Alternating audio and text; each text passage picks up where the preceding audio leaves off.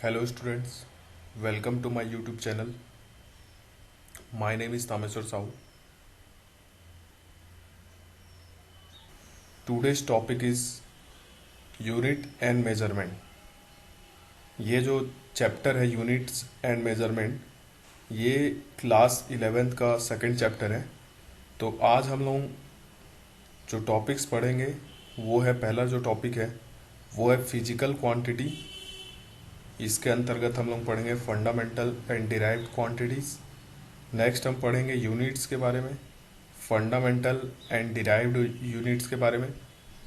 Next हम लोग पढ़ेंगे कैरेक्टरिस्टिक्स ऑफ स्टैंडर्ड यूनिट। जो फोर्थ जो आज का हमारा टॉपिक रहेगा वो रहेगा FPS, CJS, MKS and SI system of units. Next जो टॉपिक है वो है definition of fundamental SI units. सबसे पहले आज देखते हैं कि फिजिकल क्वांटिटी क्या होता है। ठीक है, a quantity which is measurable is called physical quantity. ऐसा क्वांटिटी जिसको हम लोग मेजर कर सकते हैं उसको हम लोग फिजिकल क्वांटिटी कहते हैं। अब next, what is fundamental quantity. Fundamental quantity क्या होता है? फंडामेंटल क्वांटिटी क्या होता है देखते हैं। A physical quantity which is the base and can not be derived from any other quantity is called fundamental quantity. Okay, fundamental quantity भी एक फिजिकल क्वांटिटी होता है और ये क्या होता है? बेस होता है। ठीक है, और and can not be derive from any other quantity. ये एक बेस क्वांटिटी है और ये किसी और क्वांटिटी से डिराइव नहीं रहेगा। उसको हम लोग क्या बोलेंगे? Fundamental quantity. और फंडामेंटल क्वांटिटी भी एक फिजिकल क्वांटिटी होता है। ठीक है, फिजिकल क्वांटिटी क्या होता है? एक मेजरेबल जो क्वांटिटी होता है उसको हम लोग फिजिकल क्वांटिटी कहते हैं। नेक्स्ट, फंडामेंटल क्वांटिटी का एग्जांपल क्या क्या हो गया? लेंथ हो गया, मास हो गया, टाइम हो गया। देखो तो ये तीनों के तीनों चीज़ क्या है? मेजरेबल क्वांटिटी है। लेंथ को हम लोग मेजर करते हैं, मास को मेजर करते हैं, टाइम को मेजर करते हैं। तो ये एक फिजिकल क्वांटिटी है, साथ ही साथ ये एक फंडामेंटल क्वांटिटी है। ये अपने आप में बेस है, ये किसी और क्वांटिटी से डिराइव नहीं होता। ठीक है, नेक्स्ट देखते हैं derived quantity. A physical quantity which can be derived or expressed from base or fundamental quantity or quantities is called derived quantities। जो फंडामेंटल क्वांटिटी से डिराइव हो और फिजिकल क्वांटिटी हो उसको हम लोग डिराइव्ड क्वांटिटी कहते हैं। जो किसी और क्वांटिटी से डिराइव होता हो वो डिराइव्ड क्वांटिटी होगा। जैसे एग्जांपल के लिए स्पीड है, स्पीड एक डिराइव्ड क्वांटिटी है, वेलोसिटी एक डिराइव्ड क्वांटिटी है, एक्सेलरेशन एक डिराइव्ड क्वांटिटी है, फोर्स एक डिराइव्ड क्वांटिटी है, मोमेंटम एक डिराइव्ड क्वांटिटी है, टॉर्क है, एनर्जी है, प्रेशर है, डेंसिटी है, थर्मल कंडक्टिविटी है, रेजिस्टेंस है, मैग्नेटिक मोमेंट है। ये सब क्या है? डिराइव्ड क्वांटिटी है। ओके, नेक्स्ट देखते हैं यूनिट के बारे में। Measurement of any physical quantity involves comparison with a certain basic arbitrarily chosen internationally accepted reference standard call unit. Okay, तो फिजिकल क्वांटिटी के मेजरमेंट के लिए हमको जो है एक बेसिक और आर्बिट्रली चूजन और इस इंटरनेशनली एक्सेप्टेड एक रेफरेंस स्टैंडर्ड की ज़रूरत पड़ती है, उसको हम लोग बोलते हैं यूनिट। पहला देखते हैं fundamental units. The units of the fundamental or base quantities are called fundamental or base units. Example के लिए metre, kilogram, seconds, etc. These are the example of the fundamental units. Next, derived units. The units of the derived quantities which can be expressed from the base are fundamental quantities are called derived units. derived units क्या होता है? जो कि fundamental quantity से derive होता हो. जैसे कि एग्जाम्पल के लिए मीटर पर सेकंड. देखो यहाँ पर मीटर और सेकंड ये फंडामेंटल क्वांटिटी है और मीटर पर सेकंड ये फिर इन दोनों से डिराइव हो रहा है. ठीक है. KG per metre cube, KG metre per second square, KG metre square second square, ETC. So यहाँ पर ये क्या है? डिराइव्ड यूनिट्स है. नेक्स्ट देखते हैं system of units. A complete set of both fundamental and derived units is known as the system of units. Okay. तो आप एक फंडामेंटल क्वांटिटी, फंडामेंटल यूनिट और डिराइव्ड यूनिट को अगर एक साथ देखें तो वो क्या हो जाएगा? System of units. अब एक जो स्टैंडर्ड यूनिट्स होता है उसका क्या क्या कैरेक्टरिस्टिक होना चाहिए उसको देखते हैं. A unit selected for measuring a physical quantity must fulfill the following requirements. जो भी यूनिट आप किसी फिजिकल क्वांटिटी जैसे लेंथ है, मास है, इसको मेजर करने के लिए अगर आप कोई एक यूनिट चूज करते हैं तो उसको कुछ कुछ जो रिक्वायरमेंट्स है उसको फुलफिल करना चाहिए. पहला जो रिक्वायरमेंट है, it should be well defined. इसको वेल डिफाइंड होना चाहिए उस यूनिट को. Next, it should be of suitable size. It should neither be too large nor too small in comparison to the quantity to be measured. ठीक है. आप जिस quantity को मेजर करना चाह रहे हैं तो उसके रिस्पेक्ट में जो यूनिट आप चूज करेंगे तो उसका साइज जो है उस सूटेबल होना चाहिए. उससे एकदम ज़्यादा बड़ा नहीं होना चाहिए, ना एकदम ज़्यादा छोटा होना चाहिए. ठीक है. नेक्स्ट देखते हैं. It should be reproducible at all places. Okay. Next, it should not change from place to place or time to time. जो यूनिट सपोज आपने मास के लिए किलोग्राम डिफाइन किया है तो ये किलोग्राम ही होना चाहिए. किसी और जगह पर कुछ और, कहीं और. तो स्टैंडर्ड यूनिट्स का खासियत ये है कि ये सब जगह पर सेम रहता है. Next, it should not change with the physical conditions such as temperature, pressure, etc. Okay, temperature pressure से भी चेंज नहीं होना चाहिए. It should be easily accessible, आसानी से एक्सेसिबल होना चाहिए. अब देखते हैं various system of units. In earlier time, various systems like FPS, CGS and MKS system of units were used for measurement. They were named so from the fundamental units in their respective system as given below. तो पहले FPS, CGS और MKS ये तीन system जो है पूरी दुनिया पे चलता था. तो जैसे देखते हैं कि लेंथ के लिए ये जो सिस्टम यूनिट्स है उसमें क्या क्या यूनिट है? FPS में, CGS में और MKS में. तो लेंथ के लिए इसका जो डायमेंशन होता है लेंथ का वो L होता है.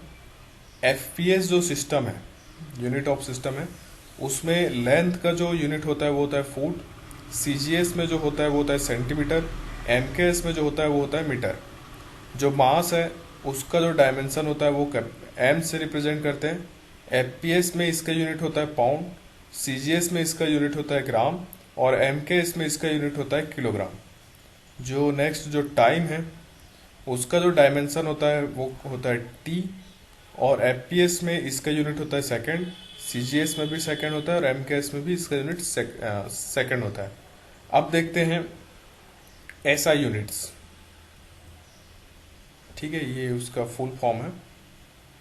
The SI system with standard scheme of symbols, units and abbreviations was developed and recommended by General Conference on Weights and Measures in 1971 for international uses in scientific, technical, industrial and commercial work. Okay. So SI unit is developed and recommended by General Conference on Weights and Measures in 1971. Next, this is the system of units which is at present accepted internationally. तो SI unit को internationally accept किया गया है. देखो ये जो पहले जो सिस्टम यूज किया जाता था, कहीं ये अभी भी यूज किया जाता है कहीं कहीं पर. तो सपोज किसी कंट्री में FPS हो रहा है, किसी में CGS हो रहा है, किसी में MKS हो रहा है, तो इससे इंटरनेशनल लेवल पर जो यूनिट है उसमें दिक्कत हो जाता था. तो अभी जैसे कि ऐसा यूनिट आ गया तो हर जगह ऐसा यूनिट में आप बता सकते हैं, है ना. Next, SI system uses decimal system and therefore conversions within the systems are quite simple and convenient. तो SI सिस्टम जो है ये डेसिमल सिस्टम का यूज करता है जिससे कि कन्वर्जन जो है वो आसान हो जाता है. नेक्स्ट देखते हैं fundamental units in SI systems. SI system में जो फंडामेंटल यूनिट्स है वो क्या क्या है. सबसे पहले देखते हैं मेन यूनिट्स. जैसे लेंथ का सिंबल L होता है या डायमेंशन बोले L होता है. इसका SI यूनिट मीटर होता है और इसका सिंबल स्मॉल m होता है. मास जो है उसका डायमेंशन देखोगे तो वो कैपिटल M होता है और SI यूनिट इसका किलोग्राम होता है और इसका सिंबल kg होता है. टाइम के लिए कैपिटल T, SI यूनिट इसका सेकंड होता है और इसका सिंबल S होता है. ये डायमेंशन है, ये डायमेंशन है. ठीक है, ये T डायमेंशन है. टाइम का डायमेंशन T होता है ना. इलेक्ट्रिक करंट का जो डायमेंशन होता है वो कैपिटल A होता है. इसका SI यूनिट एम्पियर होता है और सिंबल कैपिटल A होता है. थर्मोडायनेमिक टेम्परेचर का सिंबल कैपिटल K होता है, SI यूनिट केल्विन होता है और सिंबल K होता है. लाइट इंटेंसिटी का जो डायमेंशन है वो CD होता है और SI यूनिट कैंडेला होता है और सिंबल इसका small CD. Amount of substance, इसका जो सिंबल है वो मोल होता है, SI यूनिट भी मोल होता है और सिंबल मोल होता है, MOL मोल. नेक्स्ट देखते हैं, ये तो मेन यूनिट्स थे. अब सप्लीमेंट्री यूनिट्स क्या क्या है. प्लेन एंगल के लिए जो डायमेंशन है वो d थीटा से रिप्रेजेंट करते हैं. इसका SI यूनिट रेडियन है और इसका सिंबल रेड है, RAD red. Next, solid angle, इसको d ओमेगा से रिप्रेजेंट करते हैं और इसका जो यूनिट होता है SI यूनिट वो होता है स्टेरेडियन और इसका जो सिंबल है वो SR होता है. अब देखते हैं डेफिनेशन ऑफ SI यूनिट. पहला मीटर के लिए देखते हैं. The metre is the length of the path travelled by light in vacuum during a time interval of 1/299,792,458 of a second. ये दिया गया था 1983 में. तो ये डेफिनेशन है कि मीटर क्या होता है. ठीक है, कि जो लाइट ट्रेवल करेगा इतने सेकंड में, उसका जो पाथ होगा उसका जो लेंथ होता है वो मीटर होता है. किलोग्राम के लिए क्या डेफिनेशन है. The kilogram is equal to the mass of the international prototype of the kilogram, a plutonium iridium alloy cylinder kept at International Bureau of Weights and Measures at Severs near Paris, France. ठीक है, ये 1889 में ये kilogram का definition आया था.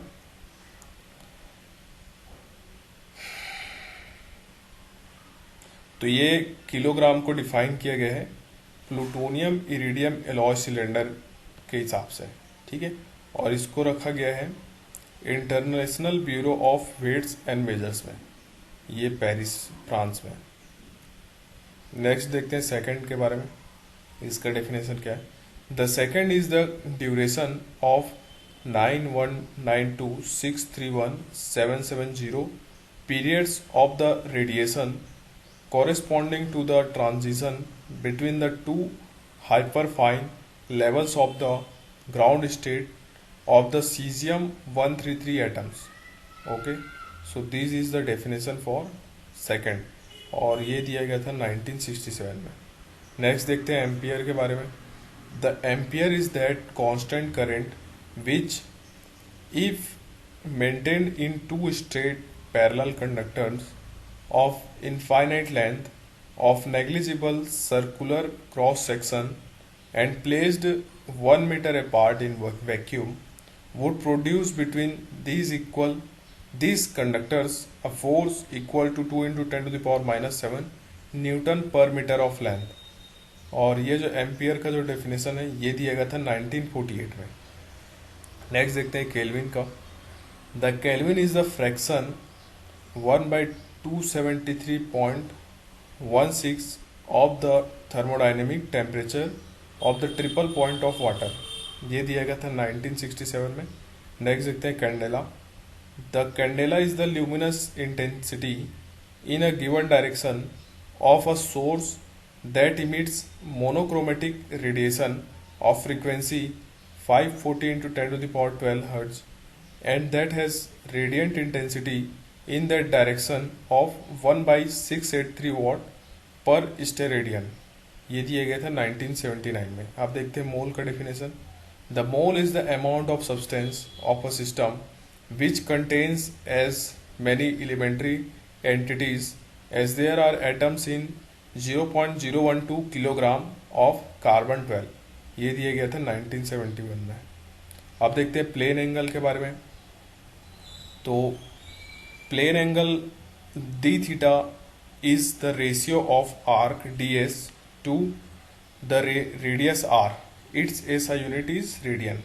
तो यहाँ पर देख सकते हैं, यहाँ पर ये जो आर्क बना है डी एस का और ये जो रेडियस है वो आर है और यहाँ पर ये एंगल डी थीटा बन रहा है। तो यहाँ पर प्लेन एंगल जो डी थीटा होगा वो होगा डी एस अपॉन आर, इसका रेशियो हो जाएगा। दूसरा देखते हैं सॉलिड एंगल।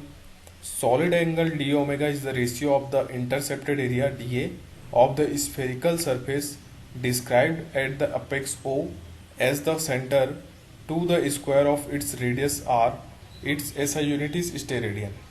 तो यहाँ पर देखें, यहाँ पर ये डी ओमेगा जो है ये सॉलिड एंगल है, ये आर है और यहाँ पर जो एरिया है वो डी है। तो यहाँ पर जो डी ओमेगा जो सॉलिड एंगल होगा वो एरिया अपॉन ये जो रेडियस है उसका square, d upon r square.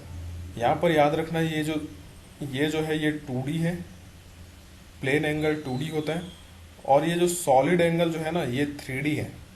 आपको इसको थोड़ा सा विजुलाइज करना पड़ेगा सॉलिड एंगल को।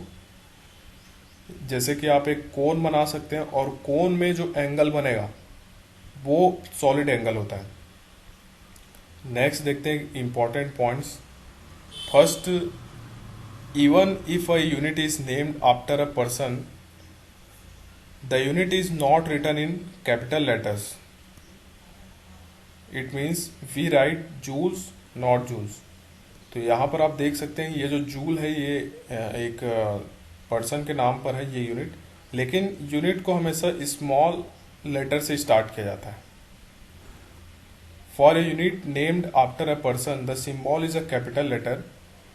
For example, for joules we write J and the rest of them are in lower case letters. For example, second is written as s. Okay,